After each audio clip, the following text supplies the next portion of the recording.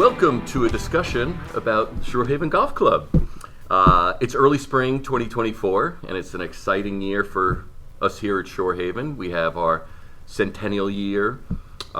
In July, we're going to host the Connecticut Open, and in August, we're going to kick off a golf course renovation, which is very exciting. And here today we have Blake Conant, our golf course architect. Welcome, Blake. Thanks for having me. Yeah. Good to be here. Great to have you. Before we get into the golf course itself, thought maybe we'd get to know you a little bit better. You're a golf course architect. Sounds like a very exciting and cool job. Us novices dream about walking around the golf courses and creating all sorts of things that we would love to see. But it's your profession, so really cool. What kind of got you into being a golf course architect? Yeah, I like to say that I graduated with an art degree at the height of a recession, which doesn't give very many options. But it gave me time to think about what I really wanted to do. I already knew golf architecture was a profession. And then I ended up going to grad school at UGA for landscape architecture, there's a lot of crossover in those two fields. You learn about site engineering, stormwater management, big scale land design, and then just started emailing golf architects and asking for advice, asking for work, asking, should I do this? Is this a horrible decision? And Tom Doak got back to me and was very optimistic and positive and just kind of reaffirmed that, hey, there's always room in the industry for talent. And then a year and a half later, got an internship with him in summer of 2012, working in my home state of Nebraska on a new project of his called Dismal River. And then just from there, started shaping with Tom and his associates and kind of jumping from project to project around the country and around the world, learning to build stuff, learning how to manage projects, learning how to run jobs. And then, as time went on, getting more responsibility with him, starting to get work on my own, and it just kind of goes from there.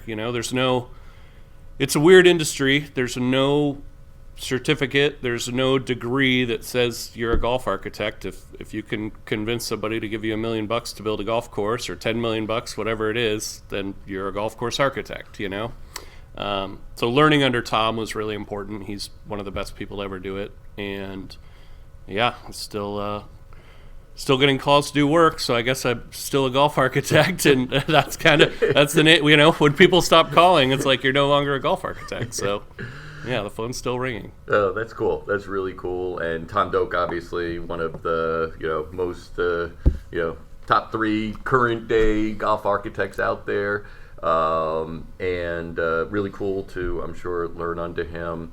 Is he one of the ones who's inspired your work, or what other architects out there, kind of inspire how you think about golf course architecture? Yeah, Tom certainly, he's inspiring in the way that his courses are all very fresh. There's, Pacific Dunes is different than Barnbougle Dunes, is different than Stonewall, it's different than, Sabonic. So he always takes a fresh perspective and kind of lets the land dictate what the golf course should be. And that's the way I look at what golf courses should be too. It's not me imparting what I think is best. It's the land and the place telling you this is what it should be. And so inspiration can come from anywhere when you're doing that. Some of the old architects I really like who sort of worked in that way as well are, Harry Colt, Walter Travis, William Langford is a big name in the Midwest. He did a lot of stuff throughout, a few courses in Nebraska, a lot of stuff in Wisconsin, and just big, bold greens, big, bold shapes. So those are some of the guys that I take inspiration from, and I like the golf that they built, but also I'm willing to take inspiration from anywhere and any field outside of golf. I think that's what kind of keeps it fresh. What's the most fun thing about being a golf course architect? The most fun thing about being a golf course architect? Traveling, probably. Seeing all these different cities, going to, being in Ardmore, Oklahoma. Like, I would never have gone to Ardmore, Oklahoma if it wasn't for a Dornick Hills project a few years ago. And then my wife came down, and you start traveling around, and it's, southern Oklahoma is beautiful, and you've got all these natural, like, kind of waterfalls and like these state parks that are nearby, and that's something I never would have experienced had I not been in golf architecture. And there's hundreds of examples of that, traveling, going up to County Donegal in Ireland, seeing the northwestern tip of Ireland and just how rugged and gnarly that is. So I think it's definitely taking advantage of travel and going to these places where a guy from Omaha would usually never venture out. Yeah, that's been really great. That's cool. Well, it's great to hear a little bit about you. Let's talk a little bit about Shorehaven. We met up about a year ago, March of 23, and you showed up at Shorehaven. Kind of what were your first impressions of Shorehaven back then, and as you've been, kind of visiting us over the last year? Yeah, it's funny. It's almost like a year to the day, isn't it? Yeah. And the weather's kind of overcast. It's like the grass is just starting to wake up. One of the first things I noticed was just the views out to the marsh were great, and it's something I wasn't expecting, just to have it kind of right there. And when you're standing on the start of 3 fairway, being able to look in the opposite direction and see Long Island, like, that's incredible. And then the topography, you'd think something coming right out of the marsh would be super flat, and you guys actually have these kind of big heaving hills and topography. And so those two things were just like, wow, this is a really special place. And it's good ground for golf. And you have, one of the things that you have and you've always had and will continue to have are a really good set of greens. You've got 13 original greens, and that's always been the teeth of the golf course, because you don't have all the length in the world. It's a tight property. But the greens are its defense, and they're very good, and they're, steeply pitched greens they never go out of style. They're always going to be a challenge for good players. So those things were all just, when looking at, like, is the golf course already pretty good, and can we make it, any better? It's like Shorehaven checked both of those boxes. There's still a little meat on the bone, but the bones of it are really good, and yeah, it's a great canvas to work with. Yeah, the greens, I remember you saying, maybe some of these greens you wouldn't build today, given, the severity of the slope, etc. Yep. Which is cool, right? Yeah. Which is cool. But you guys are used to them now, so it's, the 6% slope doesn't bother you too much, except when Ryan gets them really fast. For a golf course renovation, restoration, how will Shorehaven benefit from doing such work? Yeah, part of it is, the features of the golf course do have a life cycle. Bunkers have a life cycle. Grass starts to, your rough and your fairway lines start to creep in, your greens start to creep in, and they, all the cool shapes of your greens where you have these awesome pins on the edges, over time and over maintenance become circles, and you lose those cool pins. So just taking the opportunity to expand the original green pads out to where they once were to recapture those lost pins will, I think we counted up, you guys will have 14 or 15 new pins on, or 14 or 15 holes will have brand new pins where members have never played to before. So it'll just make the golf course feel fresh just from green expansion alone. But then bunkers are, they haven't been rebuilt in 20 years. So there's either too much sand or not enough sand, or the sand's, with rain over the years has just been contaminated. You've got bunker buildup on the edges that, could cause the greens and the slopes in the greens to be different than what they once were. So just taking advantage of having the golf course under the knife to sort of fix those things, tighten that stuff up, where we can restore the old green sites and the bunkers and try to get them as close to what was originally there with Willie Park and Robert White.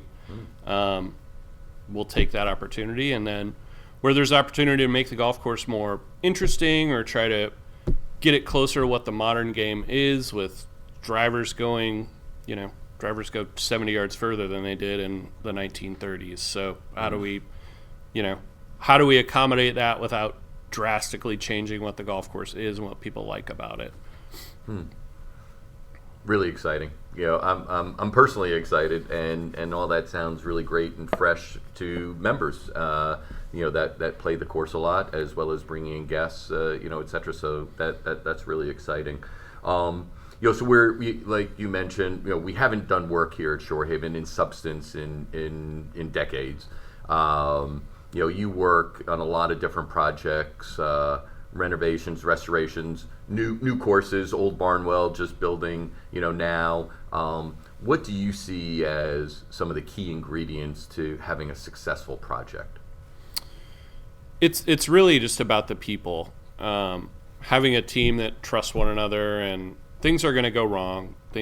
Nothing's going to go as planned. It's like Mike Tyson, everybody has a plan until they get punched in the face. It's like, we're going to get hit with a rainstorm when we've got a bunch of dirt exposed, and we'll have to figure that out. But if you've got a good team in place, and people are good at problem solving, and people are good at communicating, you can get through all that stuff. Because at the end of the day, it may seem like a huge catastrophe, but the more times you go through this stuff, it's like, yep, it took half a day to clean up the mess from the rain, and we're back building. It's not as bad as you think. So to me, the people are number one, and then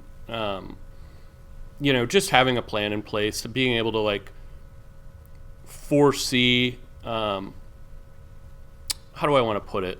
Just being able to think through your progression and think through, okay, here's kind of what we're going to do as far as sequencing and how we want to stage the work, and make sure that the train isn't getting derailed at any point. Following the sequence and dealing with things that come as they come. Yeah, exactly. Yeah.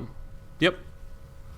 No, that's great. And thinking there's so many different things that are happening, and I get excited about a lot of them. But as you think about them, what are some of the cool features and things that will ultimately, that we're doing and ultimately end up with here at Shorehaven as you think through it?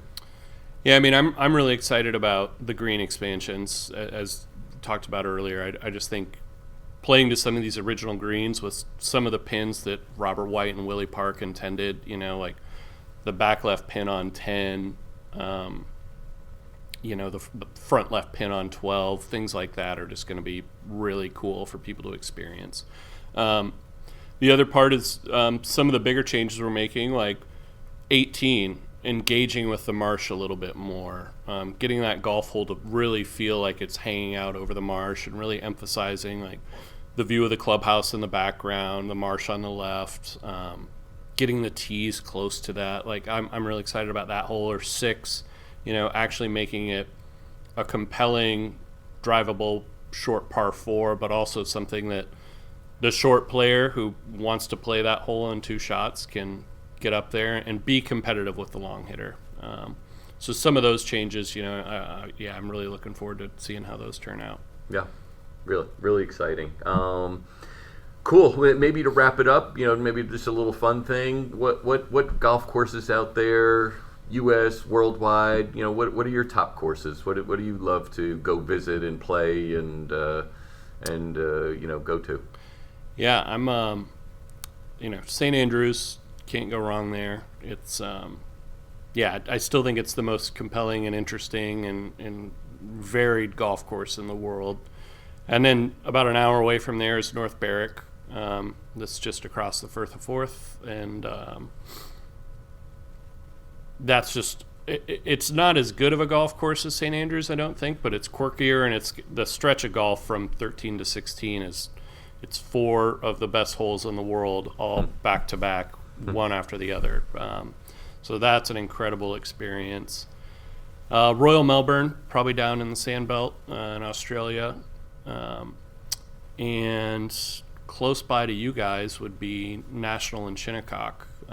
Both of those, 2 neighbors that are as good as it gets, So that's, Got to throw out Sandhills too. Got to give a shout out to my home state golf course.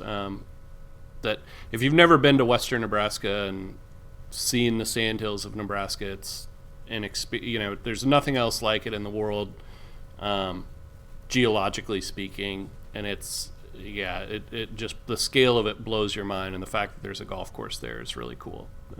So got to give them a plug for Sixth Man. Okay, awesome. Well, we'll have to visit it one day for sure.